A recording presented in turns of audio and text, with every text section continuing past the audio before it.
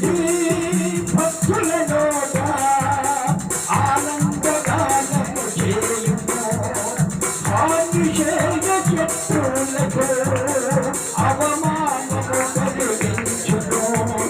చేసిన సత్య ప్రమాణం తప్పకుండా నెరవేర్చును చేసిన సత్య ప్రమాణం